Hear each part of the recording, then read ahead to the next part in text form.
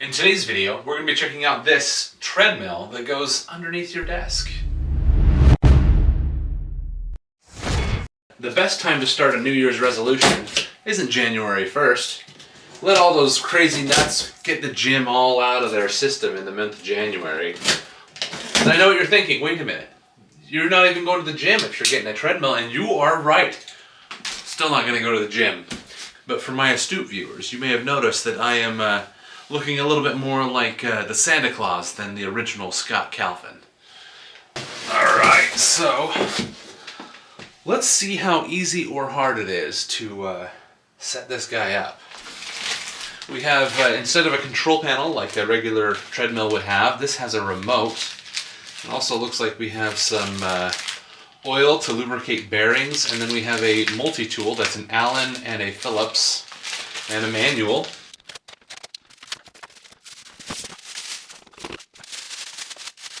So one thing to note with this treadmill, it is made for plus-size people like myself. Over 300 pounds of weight capacity for this guy. To make it nice and portable, on this end we have wheels, so if you tip it up to that end it has wheels, and then this back end we have feet to level it in case your floor isn't perfectly level. So it's a good thing I read the manual, because it does say that it does need to be lubricated before you get started, as well as this driver here is to adjust the tension of your belt itself. So the belt tension can be adjusted from the rear here. You'll use the Allen key side of this to go to the right to tighten and left to loosen. It does come from the factory pre-calibrated, so you shouldn't have to mess with it. However, we do need to make sure that we lubricate the belt with this silicone oil. This is an interesting little bottle here. So the cap, actually, you just peel it away, kind of like a soda can off of a tab, but you leave it connected at the very end here so that you can still reattach the cap, but you never lose it. And then this top is sealed, so you'll need to cut off a piece of the top, but also don't forget to pull off the seal here as well. Alright, now that we got her lubed up, you can pull out a remote and plug it in and get started. Well, gol darn it, batteries are not included. You're going to need 2 AAA batteries for this guy. Tighten up your shoelaces, boys and girls. It's time to take this guy for a ride. Because the belt hasn't had a chance to lube up yet, let's go ahead and turn it on. Let it lube up for a minute. A few moments later.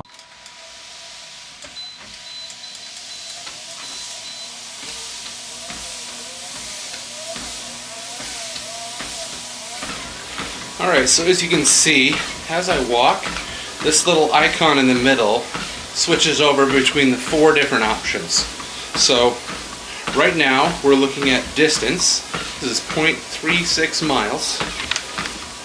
Next we can show time, which is measured in minutes and seconds. Then we have speed, which is currently set to 3 miles per hour.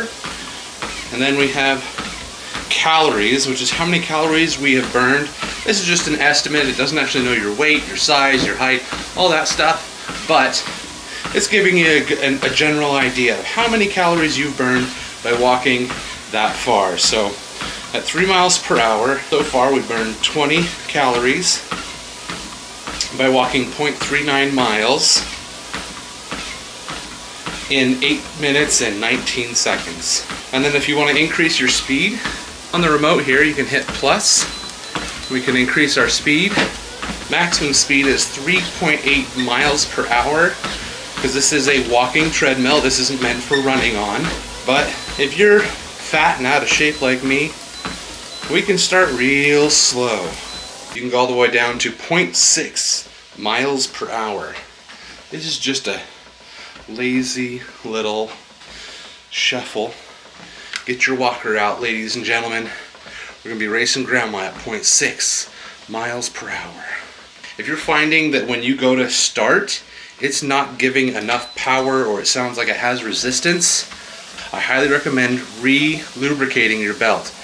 Get that silicone oil under there. I had to reapply it about 3 times total before it slid smoothly. And while from the factory they said that this belt comes pre-calibrated, so it shouldn't sway left or right, they say because of the first warming up period and breaking in and different temperatures and whatnot, this can affect your calibration. So to adjust it, you'll look at the gaps here. So right now you can see I've got it dialed in pretty well, so the gap on the right side and the gap on the left are pretty even. So when looking at this to calibrate it, don't try and calibrate it without your body weight. On mine, for some reason, it shifts a little bit to the right. You can see there's almost no gap here. But then there's, you know, maybe an 1/8 or so gap right there. So because of that, when I stand on it, it shifts back over. Just for some reason, the weight of me on here shifts it to the left. So when you calibrate this, you'll come to the rear. Here at the back of your treadmill, we can use the Allen key, and then you'll put it in here. To tighten it, you'll go to the right. To loosen it, you go to the left. If you're seeing a large gap here and not here, kind of like what you can see here, you'll want to loosen this one and tighten this one. Or if you're seeing a big gap here, you want to loosen this one and tighten this one. Once you adjust it, walk on it for a bit just to get it calibrated, because when I step off of my treadmill, this gap shows up, but as soon as I'm walking on it, this gap goes away. And then if you ever do need to move it or anything like that, you have a power switch up on the front edge with a light. Flip that power switch to turn it off. Then we can pull our power plug, pick it up by the foot end here. Then we can use those wheels right there to roll this guy around effortlessly.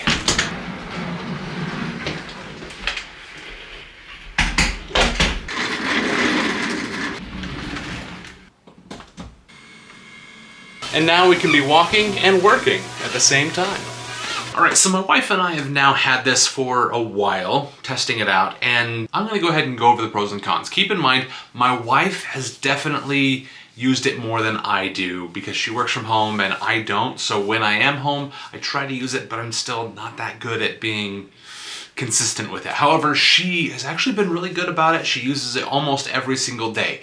These are the pros and cons that she, and actually my mother-in-law got the same one, and she also came up with. So let's go ahead and dive into our pros. First is you can set goals. So you can set a time goal, a calorie goal, or a distance goal. And then once you've reached that goal, it'll shut off. So you can say, hey, you know what? I want to walk 1 mile, where you set your distance and then you can walk. And then when it shuts off, you're like, cool, I don't have to wait till the next hour. Or say, hey, I want to walk 4 miles a day. You set the goal of 4 miles. Once you hit 4 miles, awesome. I can go back to sitting and not feel guilty. Another really great pro is that it is very easily maneuverable. Like, it's also really light. While it does have the wheels so you can roll it around, which makes it super easy to maneuver it, it's kind of narrow for a treadmill, which makes it great for like an office or home office or a work office scenario going under your desk. It's also very light, so if you can't quite roll it everywhere, you can definitely just pick it up because it's only 40 or 50 pounds. So for a treadmill, it's fantastic. Next is the easy setup. Literally, you just like set it down, plug it in, flip the switch, and turn it on.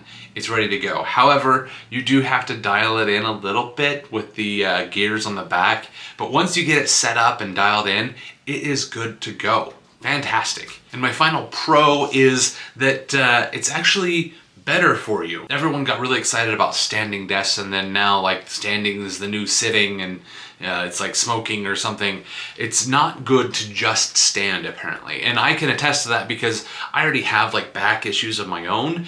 So standing for like say 30 minutes starts to hurt my back. But when walking, I can stand much longer while walking versus just standing there, because it is engaging the core and other muscles and moving things around. It takes longer for your back to start hurting, or maybe your back won't hurt at all. But overall, walking while standing is much better than just standing. Now for the cons. Unfortunately, this is a more affordable option, so it doesn't have elevation controls. There are other more expensive treadmills out there that have elevation control. This one does not have that. Next is the low maximum speed. While it can go like really slow, like 0.5 mile per hour, the maximum speed it does is 3.8 miles per hour, which I wouldn't say is a brisk walk, but it's a decent paced walk, which is fine, and most of the people won't need that. But I would kind of like to have the option to go at least to like 6 miles an hour, where it's like a light jog or something. It might make it harder to work. Like, it would be nice to go faster.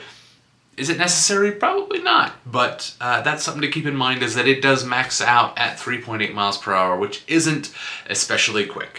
Next, while it is very easy to move around, storage, on the other hand, isn't as easy. It's not so storage friendly. It'd be really nice if there was like some posts or something at the very end of it so that you can stand it up on end, and then it would just take up that small section vertically rather than having it laid down somewhere else. Next is the reason I brought up that my mother-in-law also happens to have this exact same model is, if somebody else in the room has this same treadmill, your remote and their remote control all of the treadmills. Yes, so if you speed up, they speed up, which can be a very fun prank to play on each other. You turn it on and off, whatnot.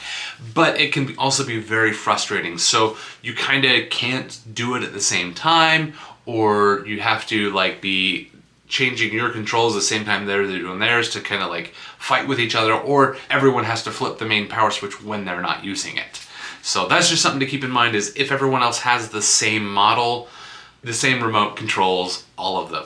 Speaking of remote control, if you lose it, that's the only way you get to control it. So if your dog eats it, you can't find it, the battery, whatever happens that you can't use that remote anymore, you're kind of out of luck. And the last thing I do want to mention is the sound. While it's not noisy or loud, there is a sound to it walking on the treadmill. You can kind of hear it in my demonstration earlier. And if you're on the phone, some people may misconstrue that for a laughing in the background. While it is funny to look back at, it's very unfortunate for the customer that may be on the other end. So keep that in mind, that they may be able to hear the treadmill in the background, might not, but that is just something to keep in mind, that there is a sound that may be heard depending on your microphone and all that with your phones for your work. But that is it. Honestly, overall, I think it's a great value, totally worth picking up, and it's a great way to set a long-term goal and don't just look at like January 1st of when to start your New Year's resolutions and when to make that change. Start today, start tomorrow, start next week, but go ahead and get started. Summertime is a great time to get started. So let's get your winter body in shape, right? Lose all the weight before Christmas so you don't have to feel guilty. Thank you so much for watching. If you want to get this treadmill, I'll have links to it in the description below. I am an Amazon affiliate, so using those links do help to support this channel with no additional cost to you. As well, please consider subscribing if you like this video. Thank you so much for watching, and I'll see you guys in the next one.